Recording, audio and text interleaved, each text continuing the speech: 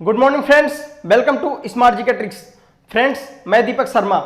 तो दोस्तों, जैसा कि मैंने आपको लास्ट लेक्चर में बताया था कि जो यूपीपीसीएल की वैकेंसी है, यूपीपीसीएल TG2 मतलब टेक्नीशियन ग्रेड 2 की जो वैकेंसी है दोस्तों, वो आ चुकी है। और दोस्तों उसमें 608 पोस्ट हैं। ये वैकेंसी दोस्तों अदर स्टेट के लोग भी इसको फिल कर सकते हैं, बट उनको जो जनरल की सीटें हैं 245, उसमें उनको फाइट करना पड़ेगा। सही दोस्तों, लेकिन ओबीसी, एससी चाहे एसटी ले लिए, ईडब्ल्यूएस है, तो उनकी सीटों पे अदर स्टेट वाले फाइट नहीं कर सकते। तो फ्रेंड्स, हमने आपको पूरे डिटेल्स बताया था कि कितनी वैकेंसी हैं और उसके लिए मतलब योग्यता क्या होनी चाहिए, कौन से लोग उसको फिल कर सकते हैं। सही फ्रेंड्स, तो आप हमारे जो प्रीवियस वीडियो है प्लेलिस्ट में जाके वहां पे देख सकते हैं। उसमें सारी जानकारी है कि कितनी सैलरी है और योग्यता क्या चाहिए, उसमें मैंने आपको डिटेल्स में बताया है।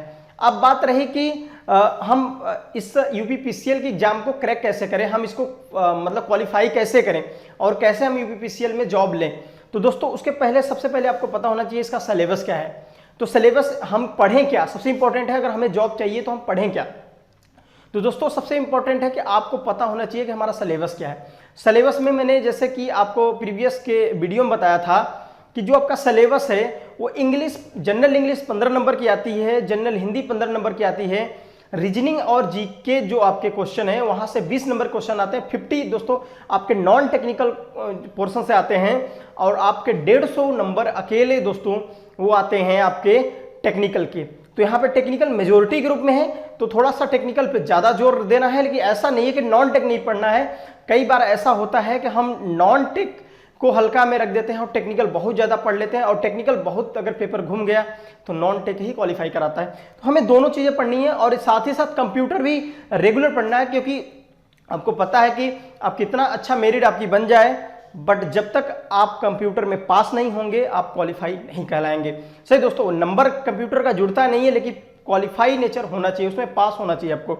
सही फ्रेंड्स, तो हमने आपको जैसा कि बताया था कि क्या क्या सिलेबस हैं, कई सारे सब्जेक्ट हैं, उनको एक एक करके पढ़ना है। और यहाँ पे हम आज के लेक्चर में पहले पढ़ने वाले हैं इलेक्ट्रॉनिक्स। और इवनिंग में हमने आपको बताया था, इवनिंग में जो आपकी वीडियो मिलेगी वो फ्रेंड्स आपको मिलेगी बेसिक इलेक्ट्रिकल की, और जो मॉर्निंग में मिलेगी दोस्तों वो मिलेगी इलेक्ट्रॉनिक्स की।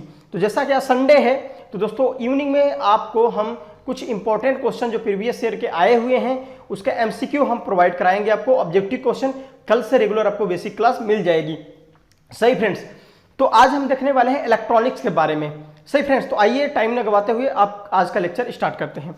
सही फ्रेंड्स, उससे पहले फ्रेंड्स एक बात, अगर आप हमारे चैनल पे नए हैं तो सबसे पहले हमारे चैनल को आप सब्सक्राइब कर लें, उसके नीचे जो बेल आइकन है उसको प्रेस कर लें, जिससे हर वीडियो की नोटिफिकेशन आपको टाइम टू टाइम मिलती रहे। और फ्रेंड्स, अगर आपको मेरी वीडियो अच्छी लगे तो इसको लाइक और शेयर करना ना भूलें। और फ्रेंड्स, जितनी भी वीडियो और कुछ हमारी और वीडियो पड़ी हैं उसको प्लेलिस्ट में जाके देख सकते हैं। तो आइए स्टार्ट करते हैं इलेक्ट्रॉनिक्स। आज के लेक्चर दोस्तों हम देखने वाले हैं इलेक्ट्रॉनिक्स।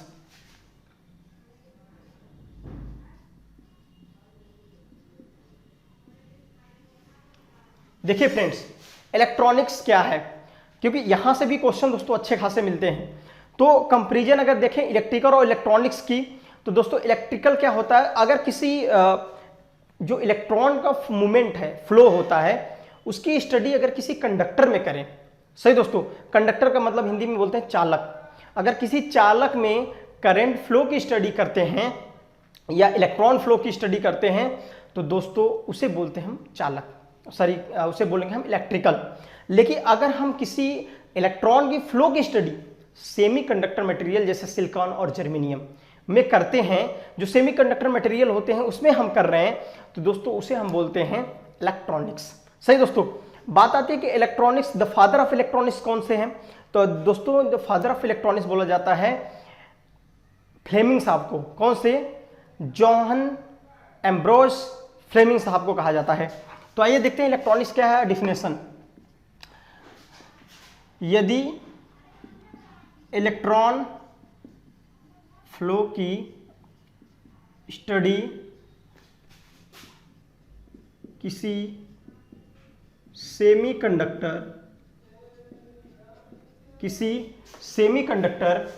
मटेरियल में करते हैं,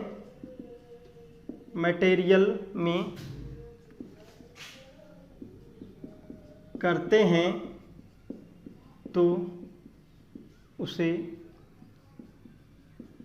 इलेक्ट्रॉनिक्स कहते हैं।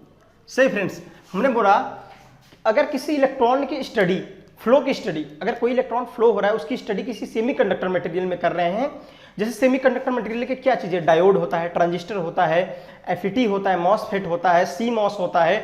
सही दोस्तों, तो ये हमारे क्या है, इलेक्ट्रॉनिक्स कंपोनेंट है। दोस्तों अगर हम किसी इलेक्ट्रॉन के फ्लो यानी current, electron flow, charge flow, दोस्तों इसकी स्टडी हम किसी ऐसे जो सेमीकंडक्टर मटेरियल में कर रहे हैं, दोस्तों हमारे वो इलेक्ट्रॉनिक्स के अंतर्गत आता है। अच्छा, कुछ लोग ये भी बात आपको बताते हैं कि जो इलेक्ट्रॉनिक्स है वो कम वोल्टेज और कम करंट, कम पावर पे ऑपरेट होती है, और जो इलेक्ट्रिकल है वो ज़्यादा वोल्टेज और ज़्यादा करंट और ज़्यादा पावर पे ऑपरेट होती है। दोस्तों अगर ऐसा होता तो जो SCR है, सिलिकॉन कंट्रोल रेक्टिफायर, वो भी एक जो इलेक्ट्रॉनिक्स कंपोनेंट है, लेकिन आपको पता होगा जो SCR होता है वो बहुत ही ज़्यादा पावर लेता है, यानी बहुत ही ज़्यादा करंट और वोल्टेज लेता है, ये जहाँ तक कि केवी में, किलो वोल्ट में वो वोल्टेज लेता है। तो दोस्तों ये चीज़ें गलत हैं, आप इस चीज़ को समझिए, यहाँ पे आपको कोई भी गलत होने की चांस नहीं है। सही दोस्तों, तो आपको इलेक्ट्रॉनिक्स समझ में आया। अब बात करते हैं इलेक्ट्रॉनिक्स के फादर कौन से हैं। Fathers of electronics. सही फ्रेंड्स, अगर बात करें फादर्स ऑफ इलेक्ट्रॉनिक्स कौन से हैं, जॉन एम्ब्रोस फ्लेमिंग। सही friends, the father of electronics की बात की जाए तो कौन से हैं, जॉन एम्ब्रोस फ्लेमिंग। दोस्तों इनको हम फादर ऑफ इलेक्ट्रॉनिक्स कहते हैं। सही दोस्तों, और क्यों कहते हैं उसका रीजन मैं बता रहा हूं, इन्हीं को क्यों कहा जाता है कि ये फादर ऑफ इलेक्ट्रॉनिक्स है, इन पिता इलेक्ट्रॉनिक्स क्यों मानते हैं। देखिए एक्चुअली बात ये है कि जो सबसे पहले जो इलेक्ट्रॉनिक्स थी वो आपको पता है कि पहले इलेक्ट्रिकल के बारे में दोस्तों सब लोग पता था, इलेक्ट्रॉनिक्स अभी आधुनिक का देन है जो इलेक्ट्रॉनिक्स आई है। तो दोस्तों इलेक्ट्रॉनिक्स से सबसे पहला जो इक्विपमेंट बना था इलेक्ट्रॉनिक्स का वो था वैक्यूम ट्यूब। ये क्वेश्चन आपसे पूछ सकता है कि फर्स्ट इलेक्ट्रॉनिक्स इक्विपमेंट का नाम क्या है। तो सबसे पहला जो बात करते हैं, ऐसे लिख सकते हैं आप कि प्रथम इलेक्ट्रॉनिक्स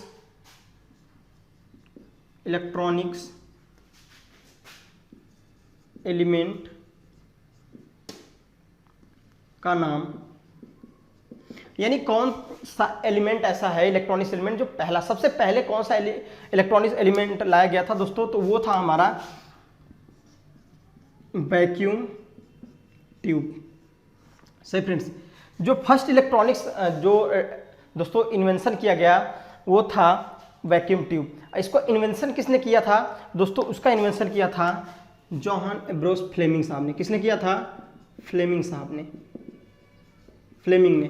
सही फ्रेंड्स, इसीलिए इनको इलेक्ट्रॉनिक्स का फादर कहा जाता है, क्योंकि जो पहला इलेक्ट्रॉनिक्स कंपोनेंट कह लीजिए, एलिमेंट कह लीजिए, जो पहला कंपोनेंट था उसका नाम था दोस्तों वैक्यूम ट्यूब। और वैक्यूम ट्यूब की खोज जो दोस्तों किया था फ्लेमिंग साहब ने, इसलिए इलेक्ट्रॉनिक्स का जो फादर अब माना जाता है वो किसको, जॉन एम्ब्रोस फ्लेमिंग साहब को। सही दोस्तों, तो दोस्तों यहाँ से इतना क्वेश्चन आपको पूछने वाला नहीं है, हम अपने मेन टॉपिक पे आएंगे, लेकिन ये चीजें थोड़ी सी जानने वाली हैं। आगे देखते हैं दोस्तों कि जो ये इलेक्ट्रॉनिक्स पहले नहीं थी, एक्चुअली जो आपकी फिजिक्स है, थोड़ी टाइम लगेगी, जो फिजिक्स है उसको दो भागों में बांटा गया है। फिजिक्स एक को बोलते हैं एंशिएंट फिजिक्स, जो पुरानी फिजिक्स है, और दोस्तों एक है हमारा जो मॉडर्न फिजिक्स, आधुनिक अभी टाइम में जो फिजिक्स है। तो जो एंशिएंट फिजिक्स है उसकी देन है इलेक्ट्रोस्टैटिक, विद्युत, जो इलेक्ट्रिकल पढ़ते हैं। सही दोस्तों, वो हमारी कह सकते हैं जो एंशिएंट फिजिक्स का देन है, और जो उसके फादर हैं न्यूटन साहब को माना जाता है। लेकिन दोस्तों अगर बात करें मॉडर्न फिजिक्स के फादर किसको कहा जाता है, तो आपने सुना होगा दोस्तों आइंस्टीन का नाम सुना होगा।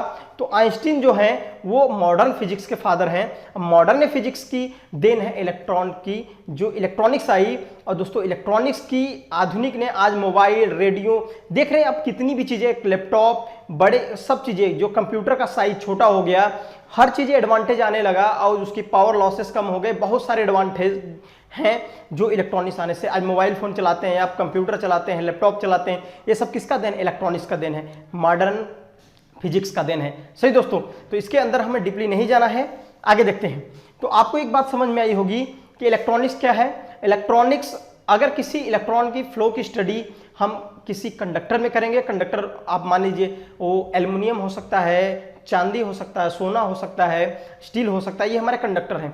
अगर इसमें करंट फ्लो की स्टडी करते हैं तो फ्रेंड्स उसे हम इलेक्ट्रिकल बोलते हैं। लेकिन यदि हम किसी जो करंट का या फिर इलेक्ट्रॉन्स की फ्लो की स्टडी हम किसी सेमीकंडक्टर मटेरियल में करते हैं तो दोस्तों उसे हम बोलते हैं इलेक्ट्रॉनिक्स। दूसरी बात, इलेक्ट्रॉनिक्स के फादर कौन से, फ्लेमिंग साहब हैं। और थर्ड बात करें कि जो फर्स्ट एलिमेंट है यानी कंपोनेंट कह लीजिए, सबसे पहला एलिमेंट कौन सा था जिसकी डिस्कवरी हुई, वो था वैक्यूम ट्यूब। वैक्यूम ट्यूब को अब रिप्लेस करके अब तो बहुत सारी चीजें आ चुकी हैं, जैसे ट्रांजिस्टर वगैरह आ गया। तो दोस्तों वो धीरे धीरे हमारी चीजें आती गई, तो अब धीरे धीरे सुधार होता गया। ठीक है, तो दोस्तों अब बात करते हैं जो इलेक्ट्रॉन्स हैं, इलेक्ट्रॉन, इनके बारे में देखते हैं कि इलेक्ट्रॉन की फ्लो की स्टडी करते हैं तो इलेक्ट्रॉन साहब कहाँ बैठे रहते हैं। आइए देखते हैं। देखिए फ्रेंड्स, मैंने अभी आपको बताया कि जो इलेक्ट्रॉन हैं उनकी पोजीशन देखते हो कहाँ पे रहते हैं। देखिए, अगर मैं बताऊं ये हमारा कोई एक न्यूक्लियर नाभिक है और इसके बाहरी कक्षक हैं, ऑर्बिट हैं। सही फ्रेंड्स, देखिए अगर बात करें ये हमारा क्या है, न्यूक्लियर है जिसको नाभिक बोलते हैं।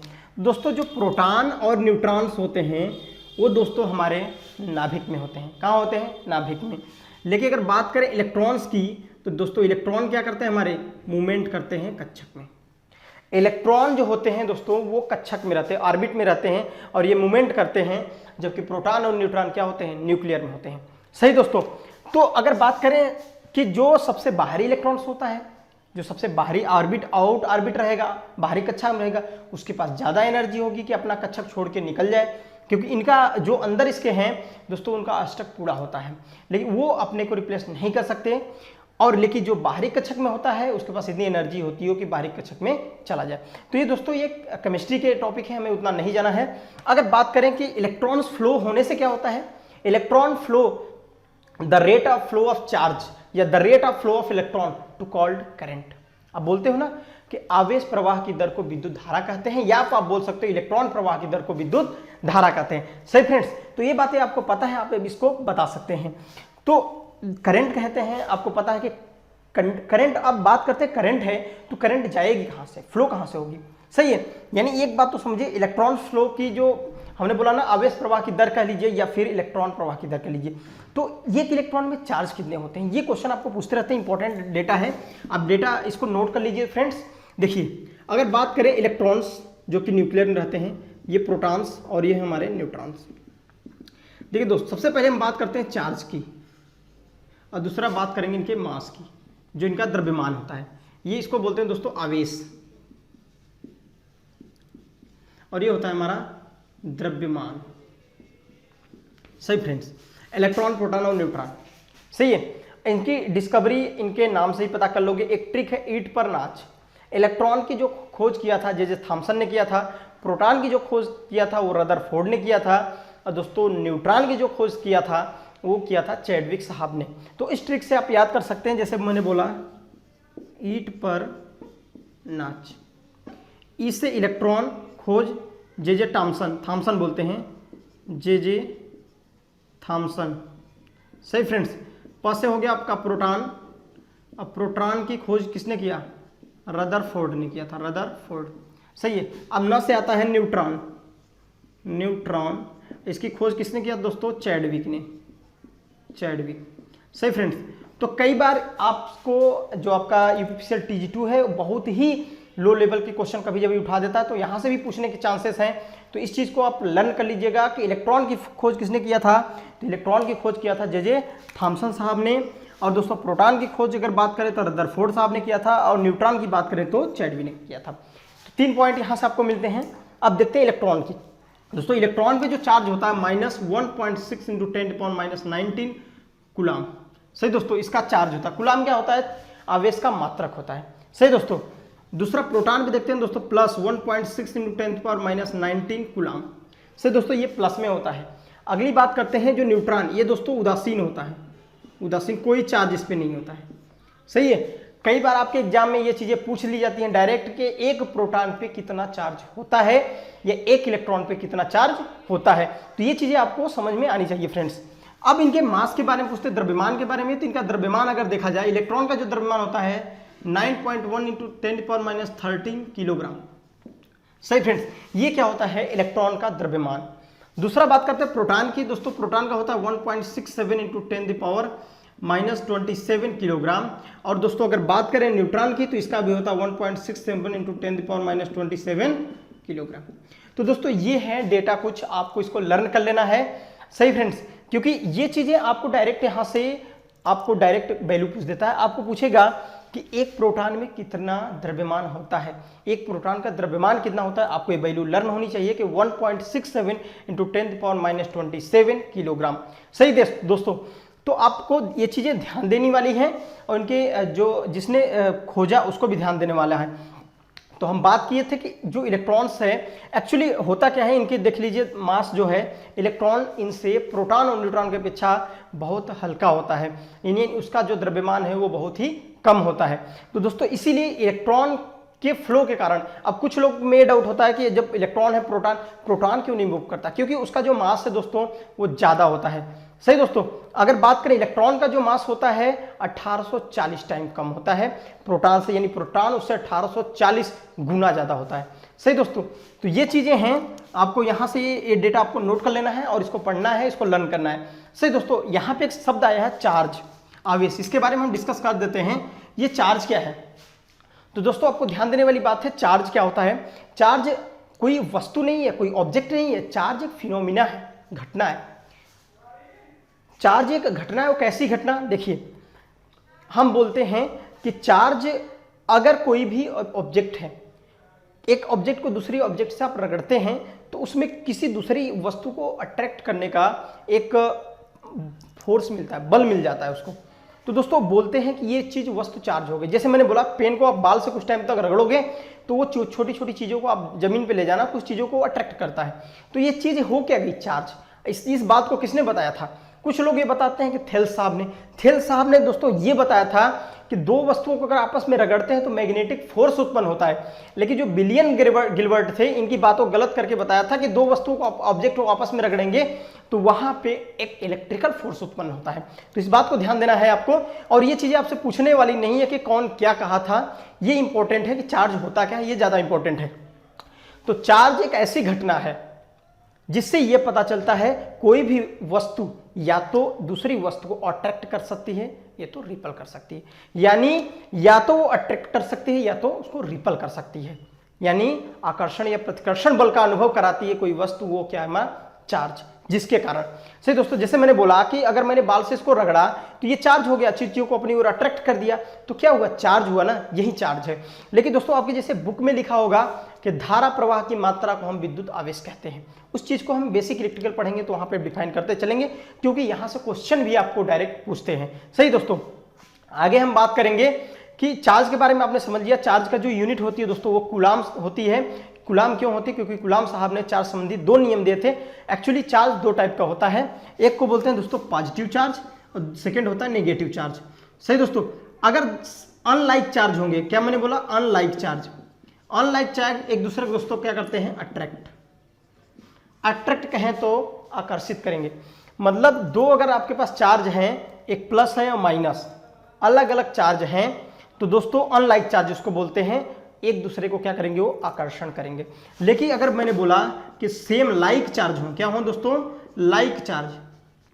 ये हमारे क्या हो? Like charge. अगर आपके लाइक चार्ज हैं तो ये क्या करेंगे? रिपल। क्या करेंगे दोस्तों? रिपल। अगर सेम अगर चार्ज है, पॉजिटिव है तो उसको क्या करेगा? रिपल कर देगा। सही दोस्तों, आई होप आपको इतनी बातें समझ में आई होगी।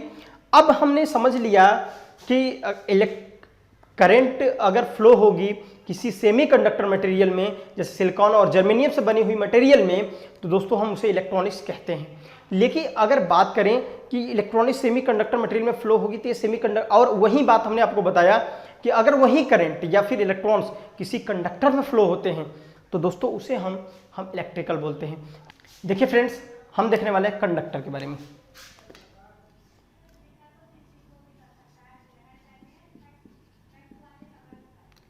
देखिए फ्रेंड्स, कंडक्टर को हिंदी में बोलते हैं चालक। क्या बोलते हैं?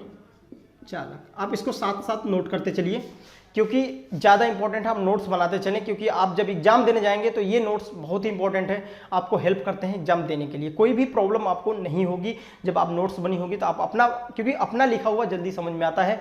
क्या होता है, हम लोग क्या करते हैं, कोई नोट्स नहीं बनाते हैं, जब एग्जाम आ जाता है हमें कोई टॉपिक फंस जाता है, ये लगता है कि ये आ सकता है, हम पूरी किताबें ढूंढ डालते हैं, वो टॉपिक नहीं मिलता। तो इसीलिए नोट्स बनाते चलिए प्रॉपर, आपको पता चल जाएगा क्या टॉपिक अपने हाथ से लिखे रहेंगे तो ज़्यादा इंपॉर्टेंट। हम हर वीडियो में आपको यही सजेशन देते हैं कि आप पढ़िए कम, पढ़िए भी ज़्यादा, नोट्स भी बनाते चलिए, क्योंकि नोट्स बनाने से आपके हाथ से लिखा हुआ चीज़ें आपको जल्दी समझ में आ जाती है। सही दोस्तों, तो देखिए कंडक्टर के बारे में बात करते हैं। सबसे पहली बात क्या, कंडक्टर जिसमें करंट्स आसानी से प्रवाहित हो जाती है उसे हम चालक बोलते हैं, यानी धारा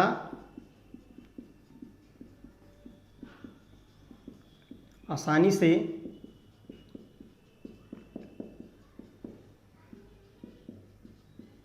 हो जाती है। अब इसमें लिखते हैं जिसमें। सही फ्रेंड्स, तो ये मेरा पहला पॉइंट है, जिसमें धारा आसानी से प्रवाहित हो जाती है उसे दोस्तों हम कहते हैं कंडक्टर। दूसरी अगर पॉइंट को हम देखें तो दोस्तों, जिसमें फ्री इलेक्ट्रॉन्स होते हैं। सही फ्रेंड्स, यानी जिसमें फ्री इलेक्ट्रॉन्स होते हैं उसे हम क्या बोलते हैं, कंडक्टर बोलते हैं। तीसरी बात देखते हैं कि जो हमारा कंडक्टर होते हैं, यानी चालक का ताप बढ़ाने पर प्रतिरोध बढ़ता है। अगर हमने किसी चालक का ताप बढ़ाया तो उसका दोस्तों क्या होगा, रेजिस्टेंस भी बढ़ जाता है। नेक्स्ट पॉइंट लिखेंगे कि चालक का ताप गुणांक पॉजिटिव होता है, धनात्मक होता है।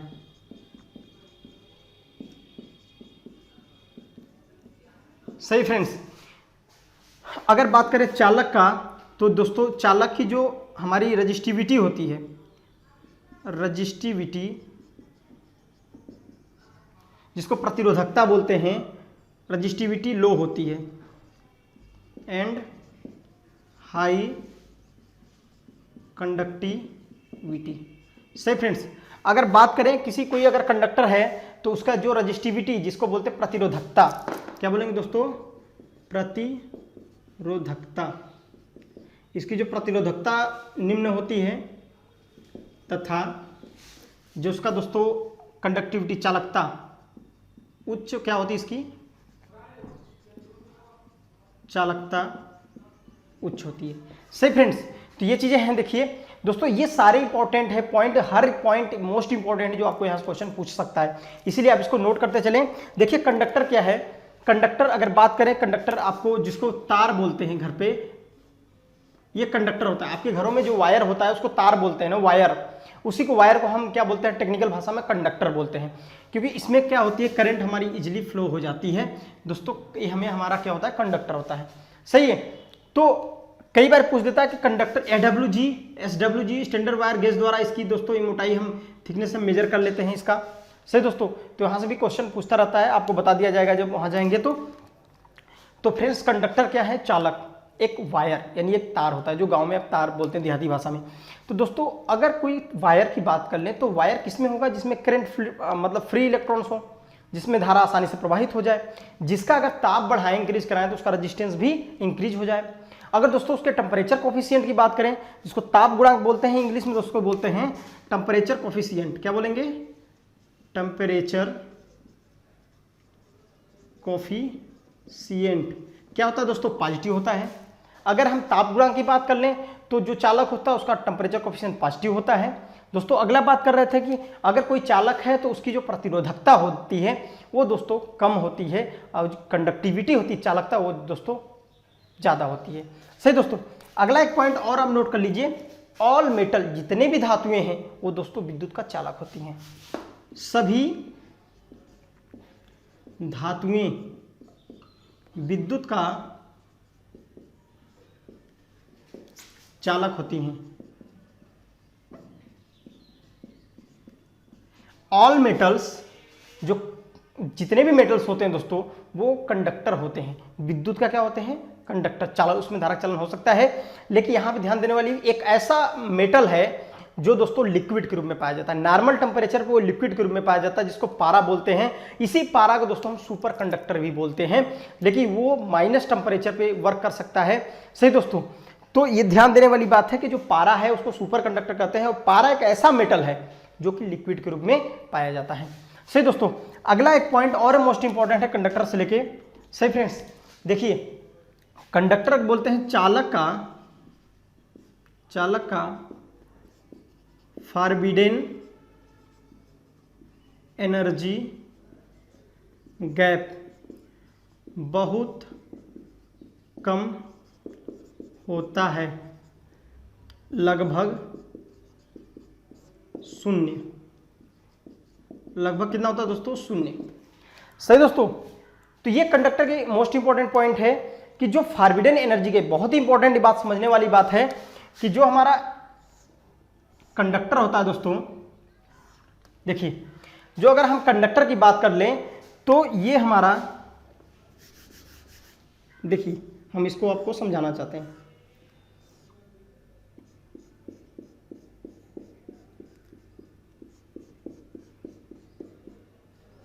दोस्तों ये होता है ओवरलैप। क्या होता है? ओवरलैप।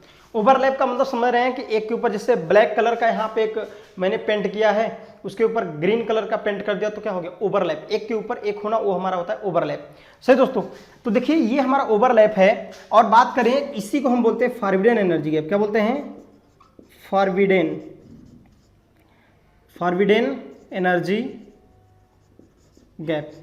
सही फ्रेंड्स, तो ये हमारा फॉरबिडेन एनर्जी गैप है। लेकिन मैंने बताया कि जो कंडक्टर की बात कर लीजिए, अगर कोई कंडक्टर है तो जो आपका फॉरबिडेन एनर्जी गैप होता है वो कम होता है, जीरो होता है, ओवरलैप होता ही नहीं। अब फॉरबिडेन ये होता है हमारा कंडक्शन बैंड। क्या होता है?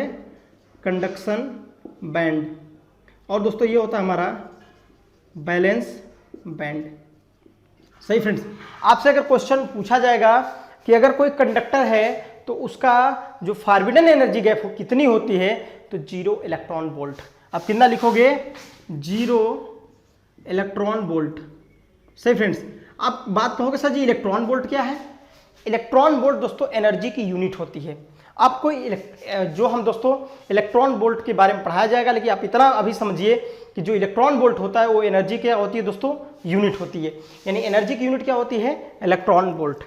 सही दोस्तों, तो बात कर रहे हैं कि यहाँ पे अगर कोई कंडक्टर है तो ओवरलैप होता है, जिससे बैलेंस बैंड में जो भी इलेक्ट्रॉन्स हैं वो आसानी से ओवरलैप को पार करके दोस्तों कंडक्शन बैंड में पहुंच जाते हैं। अगर वो कंडक्शन बैंड में पहुंच जाते हैं तो धारा का चालन आसानी से होता है। तो बहुत ही इंपॉर्टेंट बात है दोस्तों, आपको ये समझने वाली बात है कि अगर कोई कंडक्टर है, आपको फिर से रिवीजन करा दे रहा हूं, अगर कोई चालक है, किसे बोलेंगे? जिसमें करंट आसानी से फ्लो हो जाए उसे हम चालक बोलते हैं। जिसमें फ्री इलेक्ट्रॉन्स होते हैं उसे हम चालक बोलते हैं। जिसका ताप बढ़ाने पर उसकी रेजिस्टेंस इंक्रीज हो जाए दोस्तों उसको हम चालक बोलते हैं। और बात करें कि जिसका टेम्परेचर कोफिशिएंट यानी ताप गुणांक पॉजिटिव होता है दोस्तों, उसे हम चालक बोलते हैं। और जिसका रजिस्टिविटी लो होती है और कंडक्टिविटी हाई होती है दोस्तों, उसे हम चालक बोलते हैं। ऑल मेटल जितनी भी धातुएं होती हैं दोस्तों वो विद्युत का चालक होती हैं। और दोस्तों अगर कोई चालक है तो उसका जो फॉरबिडेन एनर्जी गैप है वो लगभग 0 यानी बहुत ही कम होता है, अप्रोक्स हमने माना 0 होता है। सही दोस्तों, ये हमारा कंडक्टर है।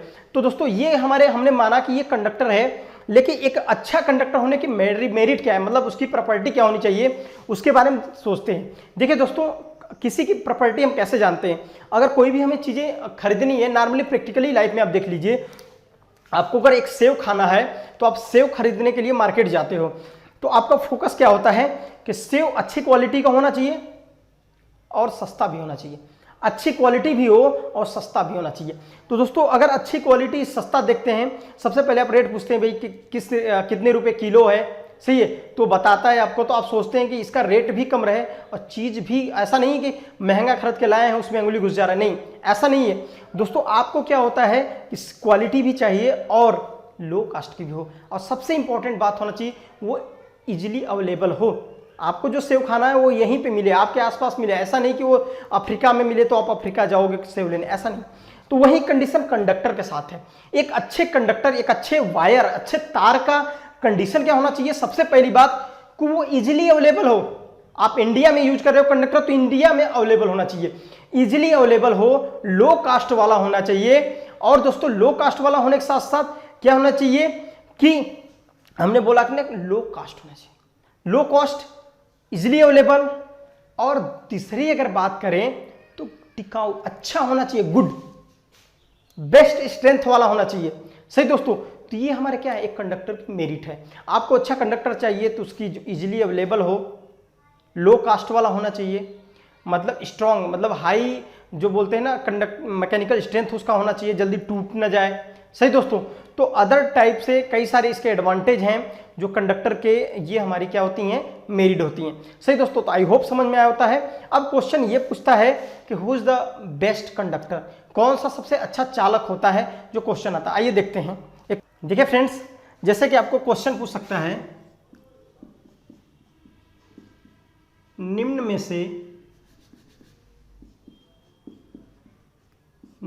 से सबसे अच्छा चालक है, निम्न में से सबसे अच्छा चालक है। दोस्तों आपके पास ऑप्शन ऐसे दिए गए हैं ए, बी, सी एंड डी। आपका जो पहला ऑप्शन है दोस्तों वो है तांबा, जिसको कॉपर भी लिख लीजिए आप, कॉपर। सही दोस्तों, कॉपर है। दूसरा आपके पास दे रहा है दोस्तों एल्यूमिनियम, एल्यूमिनियम। सही दोस्तों, अगला आपके पास दे रहा है स्टील। अगला आपका सोना, जिसको गोल्ड बोलते हो। ये चार ऑप्शन आपके पास दिए गए हैं। आपने जैसा कि पता पढ़ा होगा सबसे अच्छा जो कंडक्टर होता है चांदी होता है, सुपर कंडक्टर हमारा पारा होता है, लेकिन यहाँ पे तो चांदी है नहीं। दोस्तों बात करें हम किसी भी कंडक्टर को बेस्ट कैसे मानते हैं, उसकी रजिस्टिविटी के अकॉर्डिंग। जिसकी रजिस्टिविटी दोस्तों कम होती है उसकी कंडक्टिविटी हाई होती है।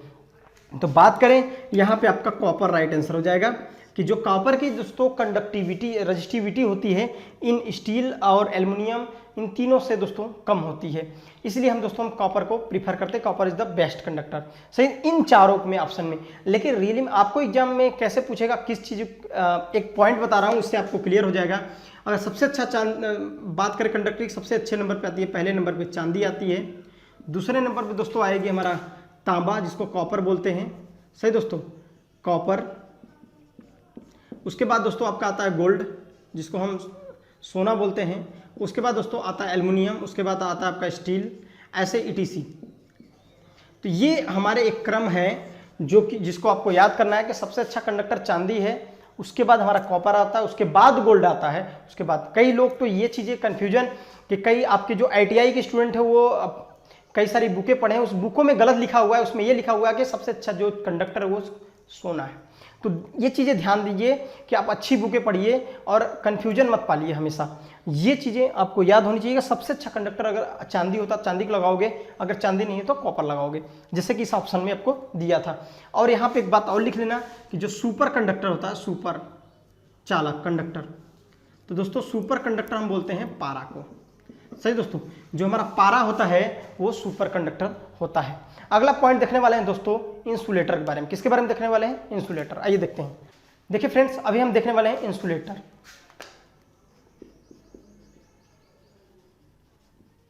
इंसुलेटर बोलते हैं अचालक। देखिए फ्रेंड्स, इंसुलेटर क्या होता है? अचालक, जिसको कुचालक बोलते हैं।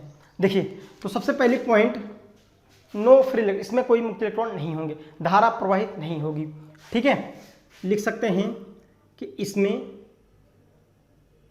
मुक्त इलेक्ट्रॉन नगण्य होते हैं।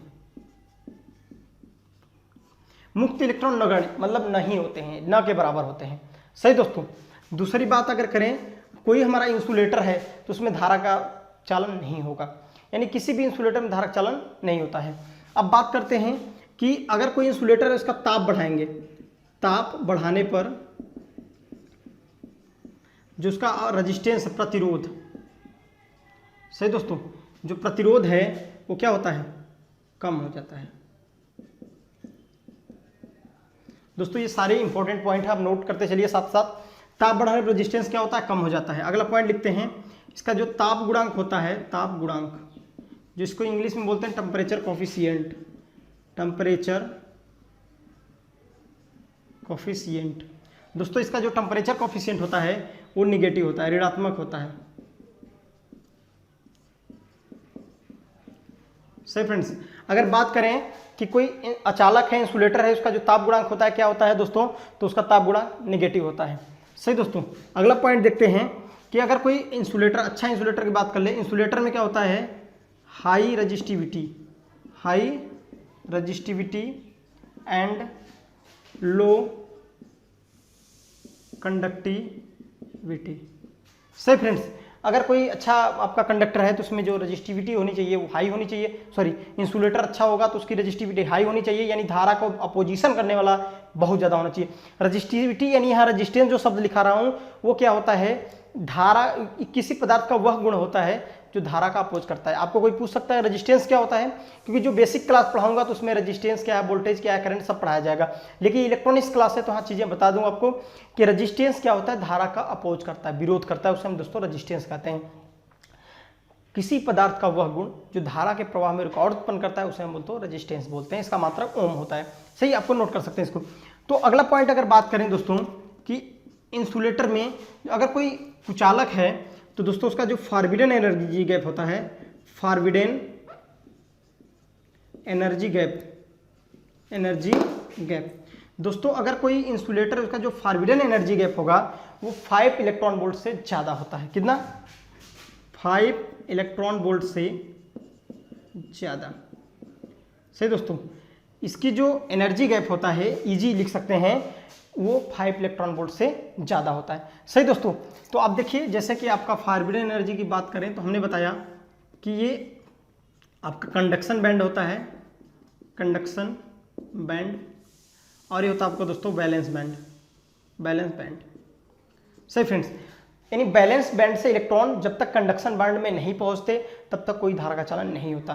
तो अगर बताइए ये एरिया जो है बहुत ज़्यादा हमने रख दिया, वो 5 इलेक्ट्रॉन वोल्ट से ज़्यादा रख दिया, तो अगर आपने इसकी एरिया ज़्यादा रख दिया, इसको क्या बोल रहे थे हम, फॉरबिडन एनर्जी गैप।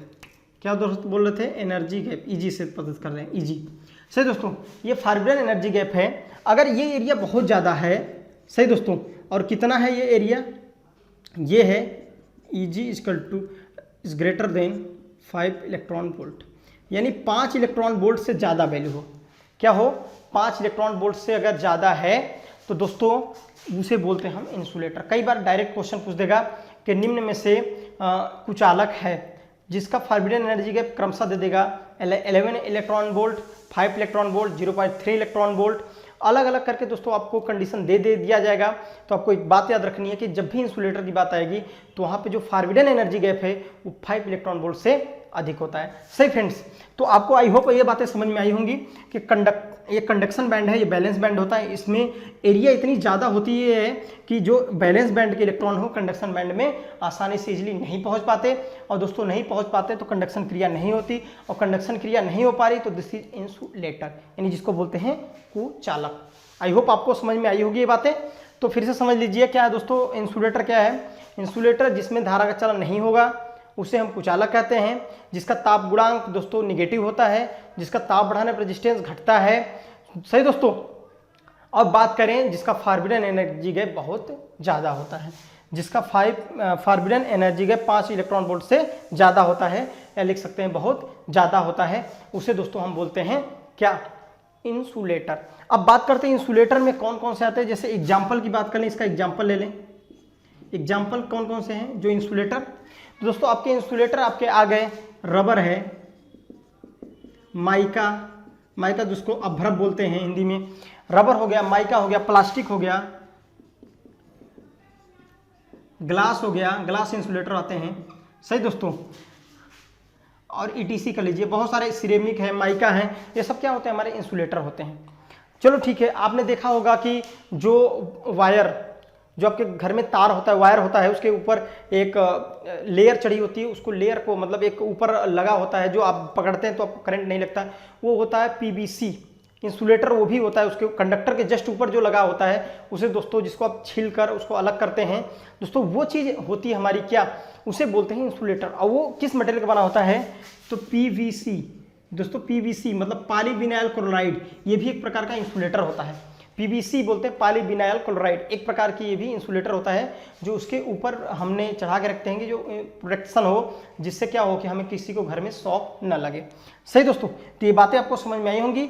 और बात करते हैं, और जैसे माइका का इंसुलेटर है, आपको कहाँ देखने के लिए मिलेगा, देखिए जैसा कि आपको मैं एक डायग्राम बनाऊंगा, आपको समझ में आ जाएगा। अगर बात कर लें आप, शायद ये इंसुलेटर देखे हो, अगर पिन इंसुलेटर की बात करें तो कुछ ऐसा बनता है, देखिए फ्रेंड्स,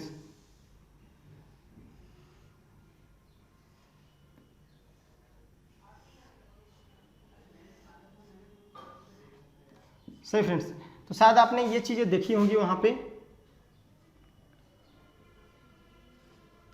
ये आपका कंडक्टर गया होता है, तो शायद आपने ये चीजें वहां पे अपने बुक में देखा होगा कि इस टाइप की जो डायग्राम बना होता है। सही है, मेरी ड्राइंग थोड़ी अच्छी नहीं है लेकिन समझ लीजिए। तो इस टाइप के जो इंसुलेटर होता है उसे हम पिन इंसुलेटर बोलते हैं, इसमें कंडक्टर ऊपर से ऐसे जाता है। सही फ्रेंड्स, तो ये भी एक प्रकार का इंसुलेटर होता है जो कि ये पोल पे ऐसे जो क्रॉस आर्म होता है उस पे ये लगा होता है, क्रॉस आर्म पे, और ये जो पोल होता है इस पोल में कोई भी करंट ना आए इसलिए हम इंसुलेटर लगाते हैं, और वायर ये ऊपर से जाता है। सही दोस्तों, तो ये चीज़ें आपको पढ़ाई जाएगी, जो पावर सिस्टम पढ़ाया जाएगा तो हर इंसुलेटर के बारे में बताया जाएगा। वैसे नॉर्मली इसका हम कितने केबी के लिए यूज करते हैं और कहाँ यूज करते हैं, जैसे घरों में आपके जो इंसुलेटर गांव में यूज होता है उसे हम बोलते हैं साइकिल इंसुलेटर। ये हमारा पिन इंसुलेटर 33 केबी तक के लिए हम इसको मैक्सिमम यूज करते हैं। सही फ्रेंड्स, तो हमें पावर सिस्टम यहाँ नहीं पढ़ना है, तो आपको आई होप समझ में आएगा कि इंसुलेटर क्या है, जो धारा का अपोजिशन करा रहा है, यानी करंट जिसकी रजिस्टिविटी हाई हो रही है। अब बात करते हैं एक अच्छा इंसुलेटर किसको मानेंगे, जिसकी रजिस्टिविटी दोस्तों क्या होनी चाहिए, हाई होनी चाहिए, कंडक्टिविटी लो होनी चाहिए, वो हमारा एक अच्छा इंसुलेटर होगा। सही है, तो ये सारे पॉइंट इंपॉर्टेंट हैं आपके लिए, आप इसको नोट कर सकते हैं। आइए अगला पॉइंट देखते हैं, सेमीकंडक्टर, जहां से हमारी इलेक्ट्रॉनिक्स स्टार्ट होती है। देखिए फ्रेंड्स, अगला टॉपिक हम देखते हैं सेमीकंडक्टर।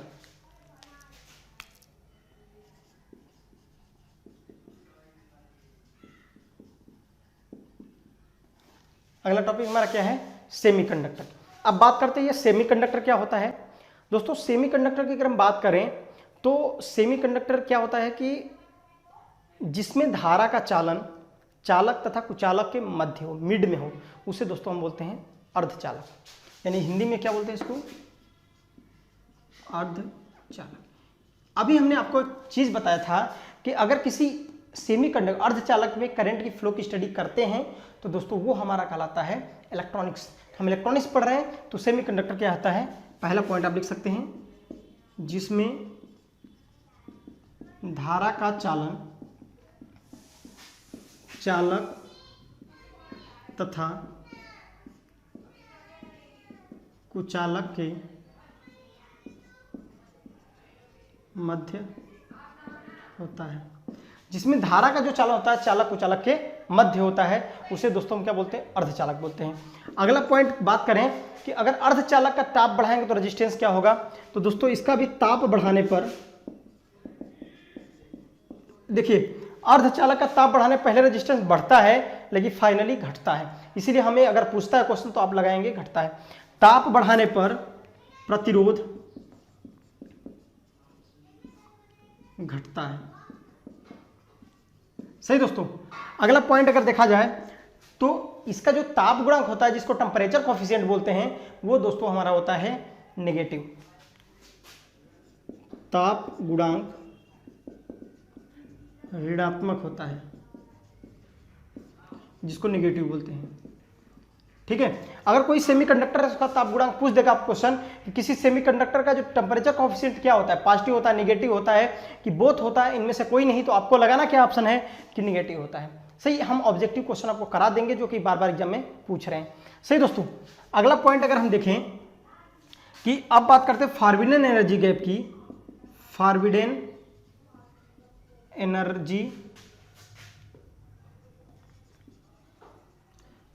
एनर्जी गैप, अगर फ्रेंड्स हम फॉरबिडन एनर्जी गैप की बात कर लें, फ्रेंड्स अगर हम इसके फॉरबिडन एनर्जी गैप की बात करें तो जो हमारा सेमीकंडक्टर होता है इसका जो फॉरबिडन एनर्जी गैप होता है दोस्तों, 0 और 2 इलेक्ट्रॉन वोल्ट होता है, 0 और 2 के मध्य में होता है, 0 और 2 इलेक्ट्रॉन वोल्ट तक होता है कि मिड में होता है। सही दोस्तों, तो दोस्तों इसका फॉरबिडन एनर्जी गैप 0 और 2 के बीच में कई बार डायरेक्ट आपको पूछ सकता है कि निम्न में से अर्धचालक कौन सा आपको फॉरबिडन एनर्जी गैप दिया रहेगा, तो आपको लगाना है 0 और 2 के मिड में आता है। जैसे कि आपका सबसे पहले इसका एग्जाम्पल देखते हैं।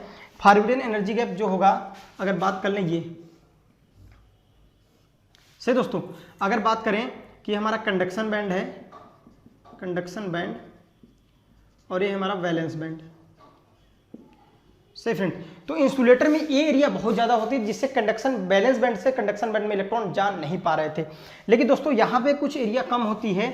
अगर बात करें, इसको लिखेंगे कैसे कि अर्धचालक वे पदार्थ होते हैं, मटेरियल होते हैं जिसका जो फॉरबिडन एनर्जी गैप होता है चालक से, लिख सकते हैं चालक से ज़्यादा तथा कुचालक से, अचालक जिसको बोलते हैं, कुचालक से कम होता है। किसकी बात कर रहे हैं? ईजी की। यानी अगर कोई अर्धचालक है तो दोस्तों उसका जो ईजी एनर्जी गैप है, जो दूरी ये वाली एनर्जी गैप आप जो देख रहे हैं, ये ईजी एनर्जी गैप है, वो क्या होगी? चालक से थोड़ा ज्यादा होगी और कुचालक से थोड़ा कम होगी, यानी मिड में होगी। पहली बात मैंने लिखा कि जिसकी धारा, जिसमें धारा का चलन, जिसमें धारा का चलन चालकता कुचालक के मध्य होता है, तो उसे हम दोस्तों सेमीकंडक्टर बोलते हैं। तो सेमीकंडक्टर कितना होगा? अगर ईजी आपसे पूछा जाए तो ईजी बराबर 0 और 2 के मिड होगा, 0 और 2 के मिड होगा। सही है। अब बात करते हैं कि हमारे जो अर्धचालक वो कौन से होते हैं। तो जैसा कि आप एग्जाम्पल देख लीजिए, एग्जाम्पल के रूप में एग्जाम्पल देखिए, आपके जो सेमीकंडक्टर होते हैं दो होते हैं। जैसे बात करें सिलिकॉन, शुद्ध अर्धचालक की बात कर लें, एक सिलिकॉन और जर्मेनियम। सही फ्रेंड्स। और हमारे गैलियम आर्सेनाइड है, गैलियम फास्फाइड, सारे सेमीकंडक्टर, अगर हम जैसे एग्जांपल की बात करें सिलिकॉन और जर्मेनियम एटीसी, ठीक है। तो सिलिकॉन और जर्मेनियम हमारे क्या है? अर्धचालक है। और दोस्तों ये अर्धचालक हैं, तो सिलिकॉन के लिए जो फॉरबिडन एनर्जी गैप होता है दोस्तों 1.1 इलेक्ट्रॉन वोल्ट होता है, जबकि जर्मेनियम के लिए जो फॉरबिडन एनर्जी गैप होता है वो 0.7 इलेक्ट्रॉन वोल्ट होता है। यानी कितना होता है? अगर सिलिकॉन के लिए ईजी की बात करेंगे दोस्तों, सिलिकॉन के लिए जो ईजी होगी वो होगी 1.1 इलेक्ट्रॉन वोल्ट, और जर्मेनियम के लिए दोस्तों जो होगी वो 0.7 इलेक्ट्रॉन वोल्ट, 7372 तक आता है, तो 7 लिख दीजिए इलेक्ट्रॉन वोल्ट। अब बात करते हैं जैसे गैलियम आर्सेनाइड है, गैलियम आर्सेनाइड दोस्तों, तो इसका 1.43 इलेक्ट्रॉन वोल्ट होता है। यानी ये भी एक प्रकार का सेमीकंडक्टर, गैलियम आर्सेनाइड भी क्या है? एक प्रकार का सेमीकंडक्टर होता है। तो ये कई बार आपसे डायरेक्ट वैल्यू पूछेंगे, डेटाबेस क्वेश्चन होते हैं, कह देगा कि सिलिकॉन का जो एनर्जी गैप कितना होता है, तो आपको इसको लर्न करना है। इसके लिए कोई भी दवाई नहीं है कि आपको खिला दिया जाए, याद हो जाए, इसके लिए आपको मेहनत प्रॉपर करना पड़ेगा। सही दोस्तों। तो आई होप आपको ये चीज़ें समझ में आई होंगी, सेमीकंडक्टर क्या है और सेमीकंडक्टर मटेरियल क्या होती हैं। दोस्तों कल के लेक्चर में हम देखने वाले हैं द क्लासिफिकेशन ऑफ सेमीकंडक्टर, जिसके अंदर हम देखेंगे एलिमेंटल सेमीकंडक्टर क्या होता है, कंपाउंड सेमीकंडक्टर क्या होता है। और एलिमेंटल सेमीकंडक्टर में दो प्रकार के पढ़ेंगे, एक को बोलेंगे शुद्ध अर्धचालक, दूसरे को बोलेंगे अशुद्ध अर्धचालक, जिसको इंट्रिंसिक और एक्सट्रिंसिक के नाम से जाना जाता है। और दोस्तों उसके बाद एन टाइप, पी टाइप, जो अशुद्धियां दो टाइप की मिलाएंगे। उसके बाद दोस्तों हम पी एन जंक्शन बनाएंगे, P type N type material बनाएंगे। कल का लेक्चर और इंटरेस्टिंग होने वाला है दोस्तों, इसीलिए आप रेगुलर लगे रहिए। अगर सिलेक्शन चाहिए तो स्मार्ट जी के ट्रिक पे कंटिन्यू आप हमारे साथ, जितने भी शेष दिन बचे हैं, 50-55 दिन बचे हैं, आप हमारे साथ रहिए। गारंटी है कि कोई ऐसा टॉपिक नहीं बचेगा जो आपको पढ़ाया न जाए जिससे आपका सिलेक्शन रुके। सही दोस्तों। तो ठीक है, आज के लिए इतना ही। धन्यवाद, अपना ख्याल रखिए। और सबसे इंपॉर्टेंट बात दोस्तों, अगर आपको हमारी वीडियो अच्छी लगे, आपको पढ़ाया हुआ तरीका अच्छा लगता है, तो प्लीज़ इसको लाइक और सब्सक्राइब करना ना भूलें, और ज़्यादा से ज़्यादा इसको शेयर करें, जिससे और आपके फ्रेंड्स जो हैं इसको देखें और प्रिपरेशन करना चालू कर दें। ठीक है, धन्यवाद।